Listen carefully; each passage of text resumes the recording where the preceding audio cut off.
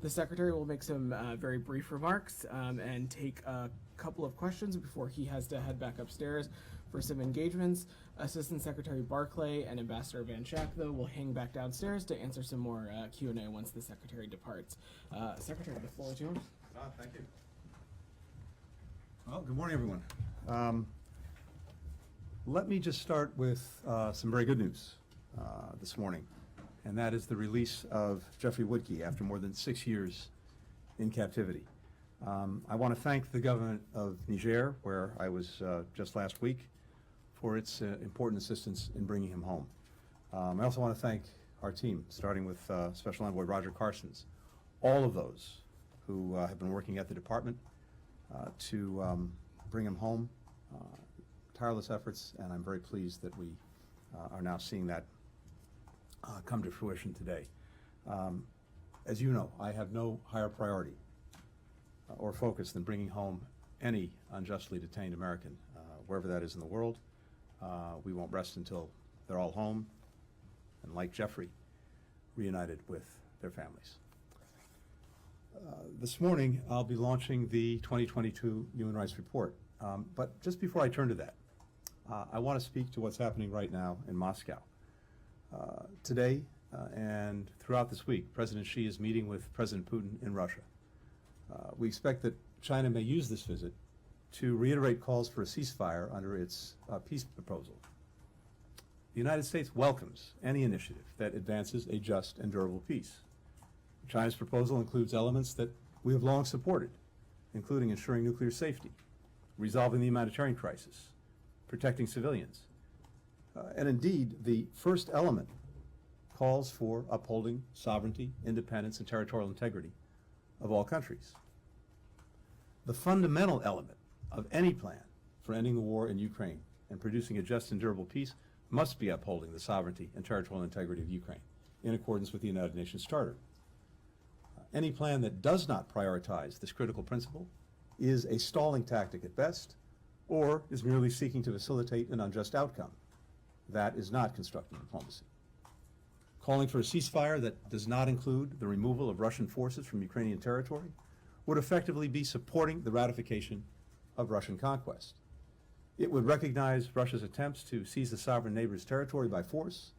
It would enable Russia to further entrench positions in Ukraine, and a ceasefire now, without a durable solution, would allow President Putin to rest and refit his troops and then restart the war at a time more advantageous to Russia. The world should not be fooled by any tactical move by Russia, supported by China or any other country, to freeze the war on its own terms. Such a move would violate the UN Charter and defy the will of 141 countries who have condemned Russia's war in the United Nations General Assembly. One party to this conflict, Ukraine, has already put forward a just peace formula.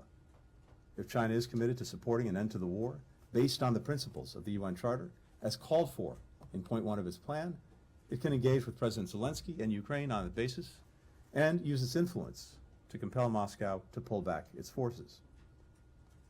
Russia's purported annexation of sovereign Ukrainian territory, including vast areas it doesn't even control, and its ongoing brutal attacks on civilians make clear that President Putin currently has no interest in such a peace.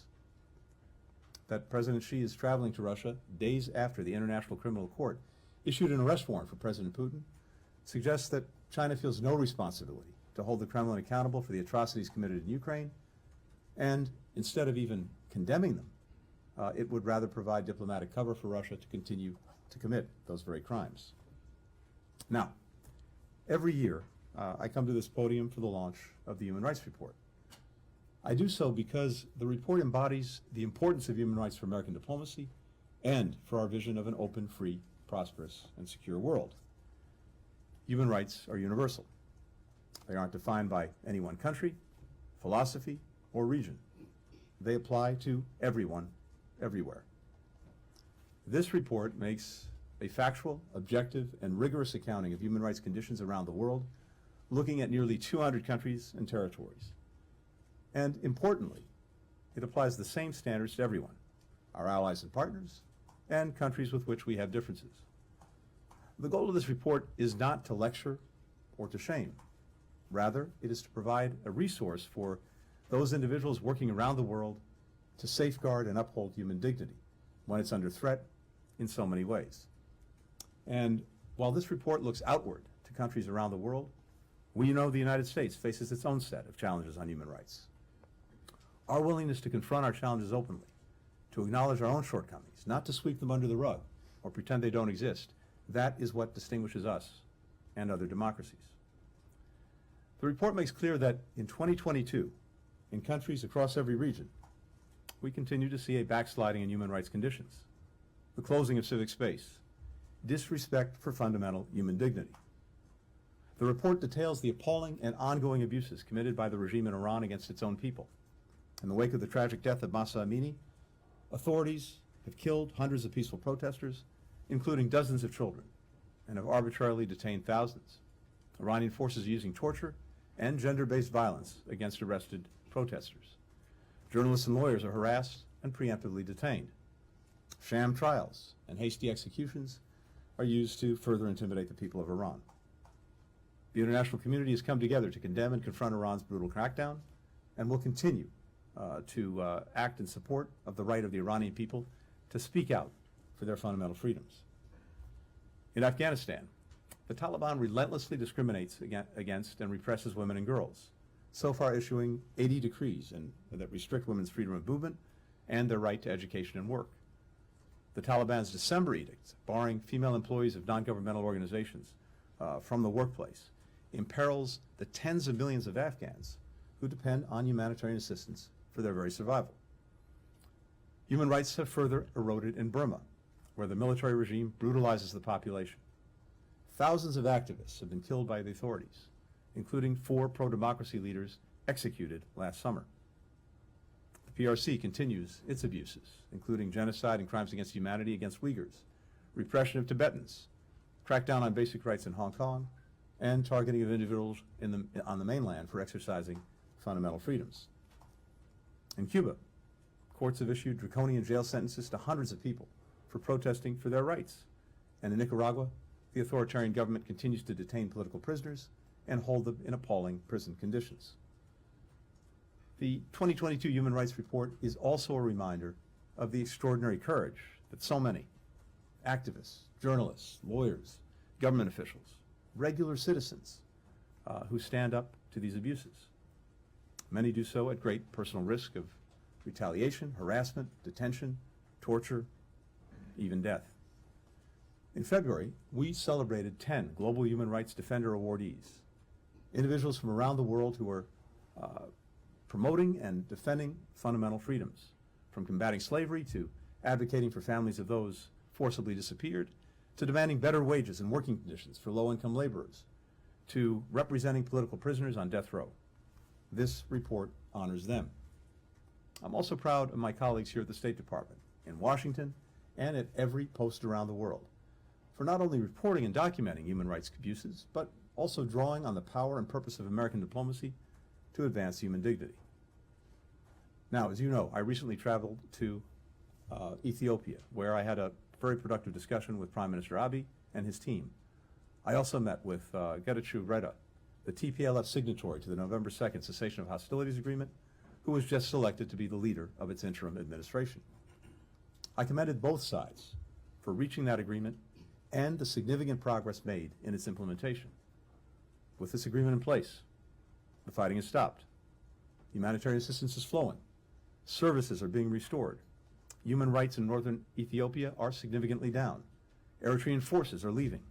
The Ethiopian government is taking the first steps toward transitional justice. But as I discussed with both sides during my visit, to build a durable peace, there must be acknowledgement of the atrocities committed by all parties, as well as accountability together with reconciliation. The conflict in northern Ethiopia was devastating. Men, women, and children were killed. Women and girls were subject to horrific forms of sexual violence. Thousands were forcibly displaced from their homes. Entire communities were specifically targeted based on their ethnicity. Many of these actions were not random or a mere byproduct of war. They were calculated and deliberate. After the department's careful review of the law and the facts, I've determined that members of the Ethiopian National Defense Forces, Eritrean Defense Forces, Tigray People's Liberation Front Forces, and Amhara forces committed war crimes during the conflict in northern Ethiopia. Members of the Ethiopian National Defense Forces, the Eritrean Defense Forces, and Amhara forces also committed crimes against humanity, including murder, rape, and other forms of sexual violence and persecution. Members of the Amhara forces committed the crime against humanity of deportation or forcible transfer and committed ethnic cleansing through their treatment of Tigrayans in western Tigray. We welcome the commitment that the parties to the cessation of hostilities agreement have made to acknowledge the atrocities committed and their devastating consequences. The government of Ethiopia is taking the first steps by publicly releasing a detailed green paper of transitional justice options based upon best practices and building upon the experiences of other states emerging from periods of mass violence.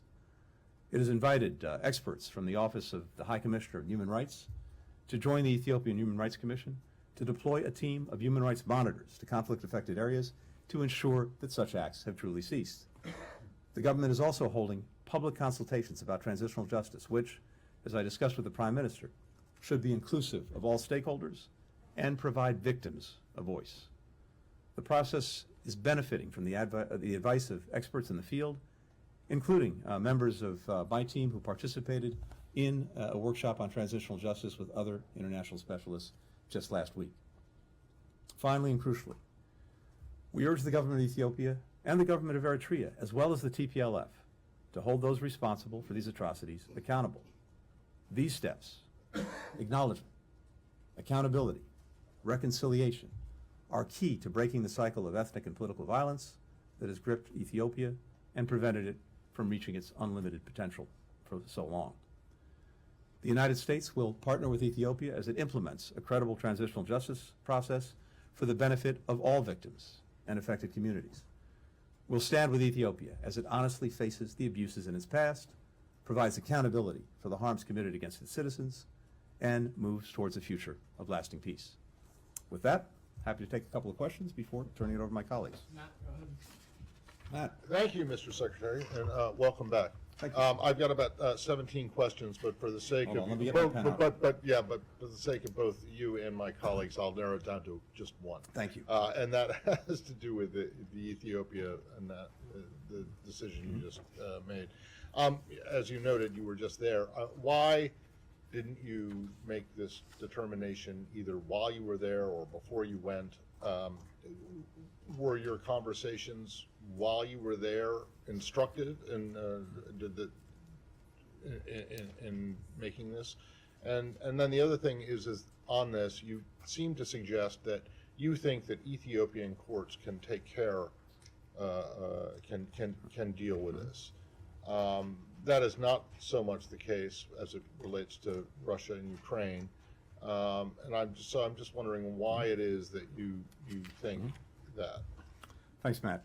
Well, look, I'm obviously not going to get into the details of private discussions that I had, but two things. First, this determination is the product of a lot of very deliberate, detailed work. And we are, when we make these determinations, very focused on doing that work, making sure that we have the facts, that we apply them to the law, and all of that takes time and focus. It seemed appropriate to release the determination that we made as we're putting out the human rights report. And beyond that, I'd say that in terms of what happens next in Ethiopia, including what process they establish to provide for justice, for accountability, we'll see. I don't think that's been determined. What has been determined, and what I could see from my meetings and conversations last week, is a commitment on all sides to engage in this process of transitional justice, an acknowledgement of the atrocities that have been committed, again, by all sides in the course of this conflict in northern Ethiopia, and I believe a commitment to genuinely get to a better place that has to include accountability, that has to include, I think, reconciliation, if we're going to have a truly durable peace. That's what I heard on the trip, and again, I think the situation that we're seeing now in Ethiopia is vastly different than situations in other parts of the world, in that over the last 4 months, the steps that all sides have taken to implement the cessation of hostilities agreement has literally saved lives and changed lives for tens of thousands, hundreds of thousands of people. But that doesn't erase what happened over the last 2 years, which is why it is so important that we get this transitional justice process moving and that there is accountability as well as reconciliation. Mr. Secretary, Afghan situation also is very bad. Any message for our New Year? We celebrated our New Year. Please, you guys don't give me opportunity, any comment about Afghan women, and what's your message for our New Year? We celebrated, but Afghan women crying. I know you don't give me a chance. Sorry, I have a lot of pain. No, I'm happy to address that. I'll say very simply that we deplore the edicts that the Taliban have promulgated repeatedly that fundamentally repress the rights of Afghan women and girls. And we've seen this now time and again, denying them education, denying them the ability to work, denying them the ability to participate in the provision of humanitarian assistance that benefits all Afghans. And I think it's safe to say from conversations with countries around the world that to the extent the Taliban is looking for more normal relations with countries around the world, that will not happen in so long as they continue to advance these repressive edicts against women and girls. Thank you. Thanks so much for coming to talk to us about the report.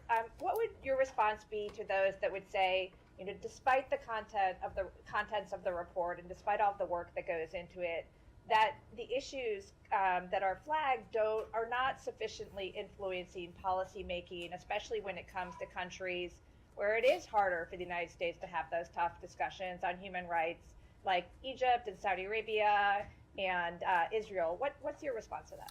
Well, first, we have those tough discussions across the board with friends, adversaries, competitors alike. So and the report itself makes that very clear. But in the day in, day out, it's the same thing. So we're not pulling our punches with anyone, as we call things as we see them. Sometimes we do it more publicly, sometimes we do it more privately. We're trying to determine in each instance how we hopefully can be most effective in advancing human rights, in advancing human dignity. So I think it's safe to say, without getting into details, that we raise these concerns with everyone. Again, friends, adversaries, competitors. At the same time, as we're working in different ways with different countries, we have a multiplicity of interests that we're working on, and we always try to determine how we can most effectively advance them. Human rights is a central interest of ours. It's not the only one. And my responsibility is to make sure that we're doing our best to advance all of our interests however we can. But as this report makes clear, and it's the fact that it's a very public report and that it applies the same standards to countries around the world, whatever their relationship with us, I think demonstrates the seriousness with which we take this issue. Thank you, Thank Mr. you. Secretary. I'll leave it in the very capable hands of my colleagues. Thank you, everyone. everybody. All right, thanks, everybody. I'm going to turn the floor over now to Assistant Secretary Barclay, who's going to make some remarks, and then her and Ambassador Van Schack are on hand to address some other questions you all might have. Assistant Secretary, please.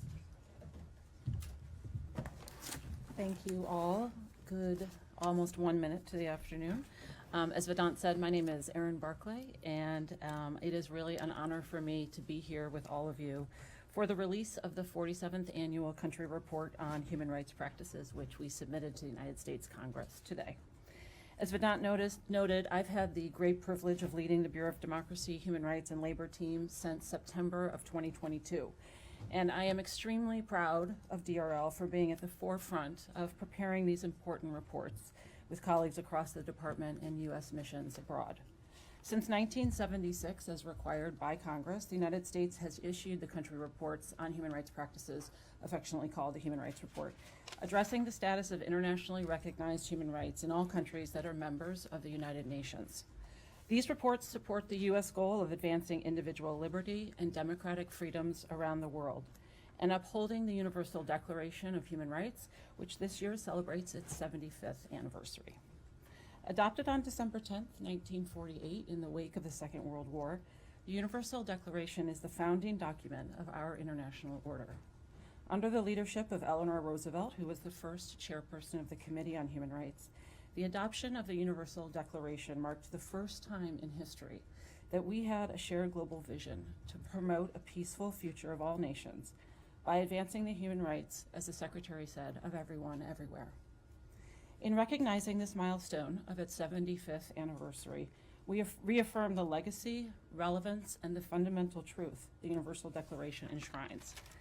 That is, that all individuals are born equal in dignity and rights, that all governments have a responsibility and a role to play in protecting those universal human rights. Today, this truth beats in the hearts of people around the world who, in the face of injustice and oppression, courageously call upon governments to respect the exercise of human rights and the fundamental freedoms of expression, peaceful assembly and association, and religion or belief. The United States stands in solidarity with these human rights defenders, as well as with members of marginalized groups who are often denied equal protection under the law and targeted for violence, including women and girls, those belonging to racial, religious, or ethnic minority groups, LGBTIQ+ persons, and persons with disabilities. As we support pro-democracy activists, we have seen people in governments in every region of the world unite in condemning human rights abuses.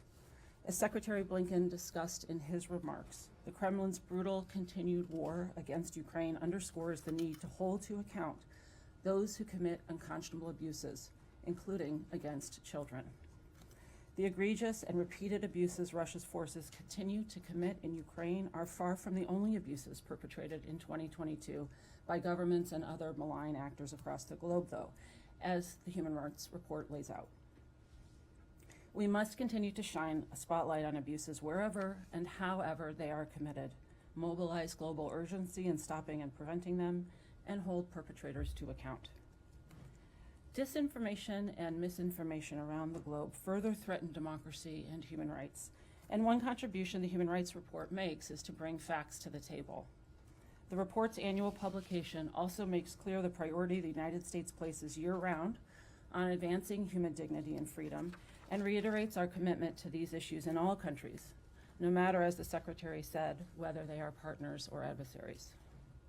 The Biden administration has put human rights and democracy at the center of our foreign policy, and one signature way the administration is promoting worldwide respect for human rights and democratic principles is by hosting the Summit for Democracy. Next week, March 29th and 30th, the United States will host the second Summit for Democracy with the governments of Costa Rica, the Republic of Korea, the Netherlands, and the Republic of Zambia. We are thrilled to have these four partners join us in co-hosting the summit this year. President Biden, joined by leaders from the co-host nations, will assemble world leaders in a virtual plenary, leader-level plenary, followed by a series of hybrid gatherings with representatives from governments, civil society, and the private sector in each of the co-hosted locations. Stay tuned next week for more about the summit. At the conclusion of this press briefing, the 2022 Human Rights Report will be available to the public on the State Department's website. Thank you for being here today, and I'm happy to take a few questions. Daphne? Thank you so much. Human rights advocates have raised concerns about treatment of dissidents and minorities in India. Human Rights Watch in 2019 said the Indian government's policies targeted minorities. The Indian government recently banned a BBC documentary and then raided the BBC's offices, and India is ranked 150th in the Press Freedom Index. Blinken has raised concerns about the rise of rights abuses in India last year without going into specific incidents. Are you concerned by India's treatment of minorities and dissidents and by the state of press freedom in the country? And have you raised these concerns directly with Indian counterparts? Yeah, thank you very much for the question. As the Secretary said, we raise the difficult issues in all of our conversations with our partners. The U.S. and India regularly consult at the highest levels on democracy and human rights issues.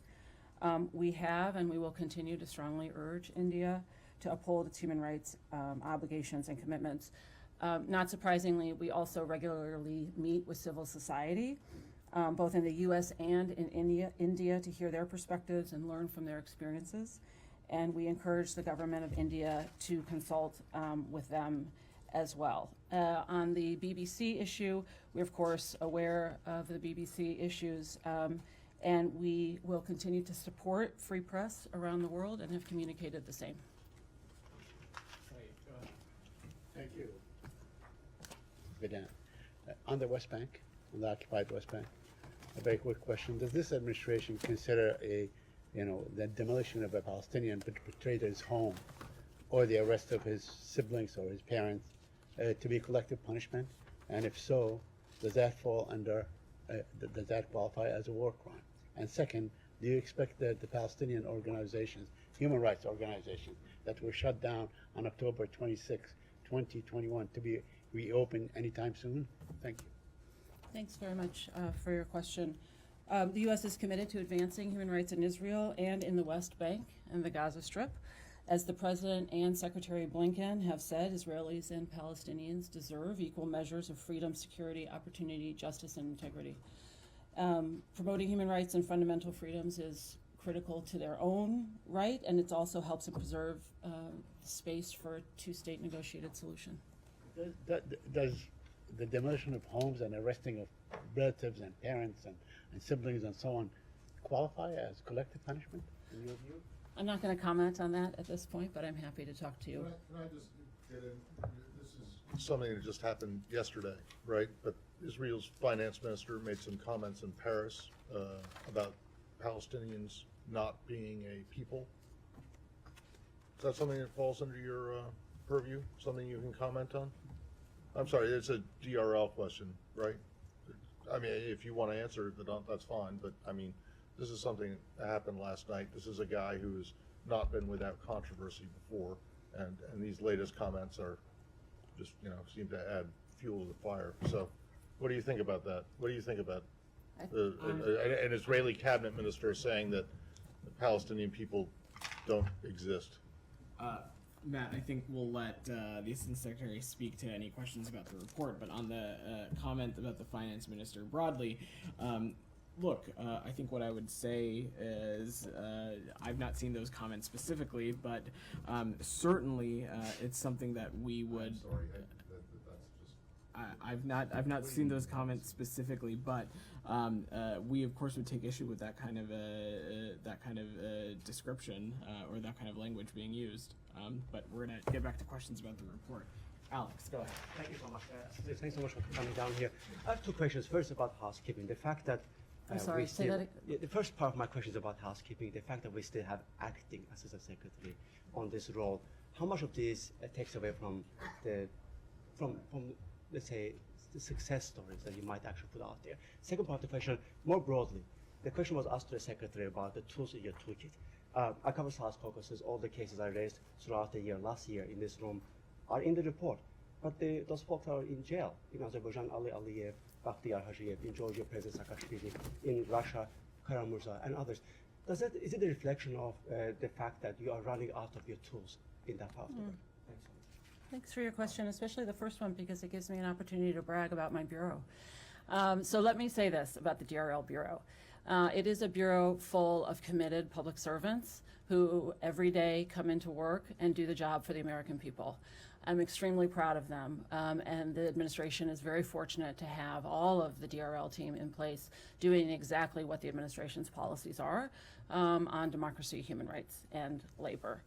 On your second question about the reports in terms of events that are reported year upon year, I think part of that is a reflection of how long the trajectory is in many cases to do better on human rights. And we see international reporting in that space, some of which shows sometimes it's a generational change. That doesn't mean we don't continue to raise those issues. You mentioned issues of political prisoners. This is front and center in all of our diplomacy, bilaterally and multilaterally. We regularly raise cases, individual cases of political prisoners with appropriate officials, and we will continue to do that going forward. You had your hand up? Go ahead. Thank you. Nella Khan from the Epoch Times. Thank you for taking our questions today. I saw that you mentioned forced organ harvesting in China in your report. So as you may know, there is mounting evidence that the Chinese Communist Party continues to harvest organs from living individuals, primarily Falun Gong practitioners. Congress has introduced bills targeting offenders. Where does the State Department stand on holding the CCP accountable for organ harvesting, and what steps are you planning to take to put an end to this atrocity? So I'm not going to comment on the legislation specifically. We are tracking it. I'm aware of it. Organ harvesting has been a part of the Human Rights Report, has been reported on there. And we will continue to focus on that as an issue across, on the broad spectrum of human rights and trafficking issues going forward where it comes up. Thank you. So I read the report on Georgia, 57 pages covering the issues on Georgia, and there is a really, really grim picture that the report suggests. You met the foreign minister in Geneva, I think 3 weeks ago. Have you raised those issues with him? You mentioned that you talk about the political prisoners to Alex's question. So have you raised the issue about the Saakashvili with him? Thanks very much for your question. And I did have the opportunity to meet with the Georgian foreign minister when I was in Geneva for Human Rights Council high-level week a couple weeks ago. And I'm not going to comment on the specifics of my conversations with the foreign minister, but we raised the spectrum of issues, many of which the report articulates, and I'll leave it at that. Okay, and just to follow up, so there is a growing concern that Georgia is moving towards Moscow. There's a growing authoritarianism, Russian oligarchy, total disrespect to rule of law and freedom of media, freedom of speech, etc. So what is the general sense about Georgia in the State Department? Because if you look at the dynamic of those reports, if you look at the past years, they also suggest a really grim picture of Georgia. So are those issues, concerns stay on paper, or do you actually do something about it? Yeah, no, thanks very much for the question. It's important. It doesn't just stay on paper. These are issues that we talk to the Georgian government about. And as you know, we have a 30-plus year partnership with the government of Georgia, and that the people of Georgia, thank you very much. I appreciate that correction. And we want to continue to work together with the people of Georgia to move towards their Euro-Atlantic ambitions. You get your hand up in the back, and then Kylie will come to you after that. Yeah, you go ahead. Hi, I just want to follow up on China real quick. Can you share more details on when was the last communication with China counterparts on human rights cases? And also, I know that Secretary Blinken has made his remark in the opening about China and Russia, but is there any concern from the State Department that given those countries they don't have good human rights record according to the report, is there any concerns that the two leaders get closer and there will be more human rights abuse cases coming from those two countries? And the third one is China's Ministry of Foreign Affairs just published a report basically pointing fingers at the United States. It's called the State of Democracy in the U.S., accusing the U.S. of doing that. Any comments or response to that? Sure. Let me pick up your last question first. So we always welcome critique of the human rights situation in our country, as long as it is credible and fact-based and objective. We regularly submit ourselves to various processes in the UN, for example, Universal Periodic Review at the Human Rights Council. We recently reported to the Convention on the Elimination of Racial Discrimination and other treaty bodies. So as the Secretary said, we don't sweep our problems under the rug. We are ready to shine a light on them and work to improve them in our own country. On your question about China, specifically, the human rights situation in China is something that we are regularly raising with partner states bilaterally and in multilateral settings where China is present. And this includes looking to promote accountability for China's genocide and crimes against humanity in Xinjiang, but also human rights abuses across China. Human rights remains at the forefront of our discussions with the PRC and are continuously highlighted in high-level discussions. Final question, Kylie. I think this is a question for Ambassador Van Schaak, if that's okay. But my question is, this report talks about a multitude of war crimes that have been committed by Russia in Ukraine. And so I'm wondering if you can bring us up to date on efforts to share U.S. evidence of war crimes committed in Ukraine by the Russians with the ICC, just given, obviously, we saw what they came out with last week regarding one war crime, but the U.S. clearly has evidence of multiple war crimes that have been committed. So can you just update us as to where those conversations and efforts stand? Yeah, indeed. Last week, a pretrial chamber of the International Criminal Court issued an arrest warrant for President Putin and his children's commissioner, Maria Lvova-Belova, charging both of them with deportation and forced transfer of civilians and specifically of children. So it's a grave breach of the Geneva Conventions, and we've discussed that here when we talked about the crimes against humanity determination that was made. This has now been charged as war crimes. We have appreciated new authorities that Congress has given us when it comes to our ability to interact with the court and to potentially share information. We're looking for ways to be helpful. We generally don't talk about the specifics of what we do share because in many respects that might reveal prosecutorial trajectories, for example, or undermine the safety and security of witnesses. But we are looking for ways to support this, and we have been supporting accountability from the beginning when it comes to the Russia-Ukraine war, in particular supporting the work of the Prosecutor General in Ukraine, who has primary jurisdiction over all of the war crimes and other atrocities being committed there. Okay, and without getting into specifics over what could be shared or what has been shared, can you just say if at this point any of the evidence that the U.S. has been shared with the ICC? This is still under consideration. Thanks, everybody. Thanks, everybody.